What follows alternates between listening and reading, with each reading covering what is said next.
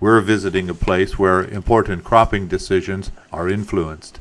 It's a country laboratory where soil samples are probed and scanned to help determine the correct fertilizer application for the coming growing season.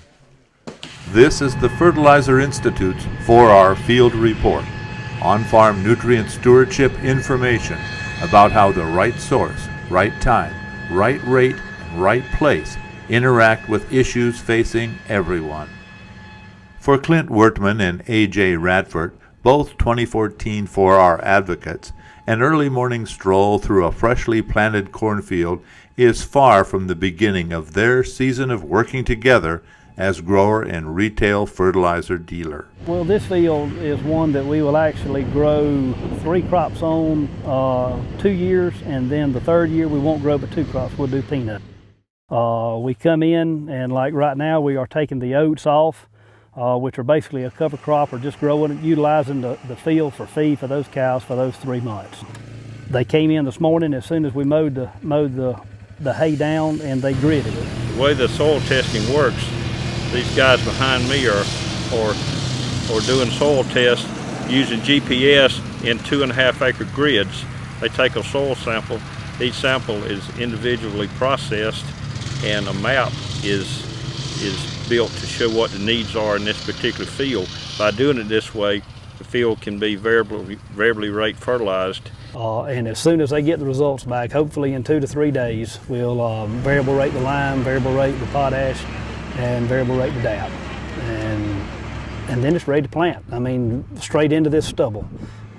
And should have to just go across it one time with a herbicide as the corn's emerging and whatever regrowth we have is starting to come back. The time between soil tests can vary from about 4 years to every year.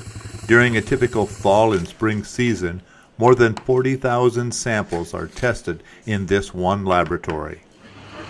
Both Clint and AJ say that 4R nutrient stewardship has evolved with their operations the past dozen years. Well, first of all, I guess the right source. When we grid it, it'll tell us what we need and how much we need. So that takes care of 2 of them, right source and the right rate. The right place is we go in with 2x2, putting the liquid, which is half 1137 and half 24003, side by side in the row, 2 inches to the side and 2 inches down. So hopefully that's the right place. And then, we got the right time. We do split applications all throughout the year of nitrogen to feed the corn. And from the time it's pre-plant, we do a base up to adding some side by side when we plant. And then as the corn's growing in different stages, we supplement it through the pivot or on the ground with a tag-along. The old adage, never a dull moment, fits Clint's life to a T.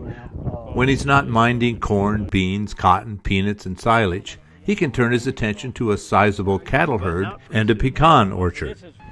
And while the 4R concept is designed to help those not directly connected to agriculture hopefully understand it better, there's much for the grower to learn as well. No, like I say, it's more profitable because certain spots of this field are going to call for a lot more fertilizer than others.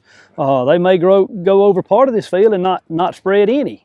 For your corn and other crops, you generally do spread a fair amount, but when you're growing peanuts, some fields, we don't spread any fertilizer because we built up and have a good uniform base to where we don't need any additional commercial fertilizer, which saves us money and I guess environmentally it's a lot better practice also. In Clint's mind, there's little doubt about why he values his stewardship of the land. Planting 3 crops helps with erosion.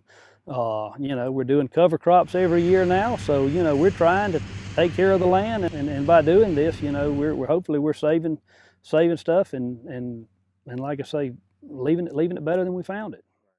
For more information about the 4R Advocate Program, visit nutrientstewardship.com.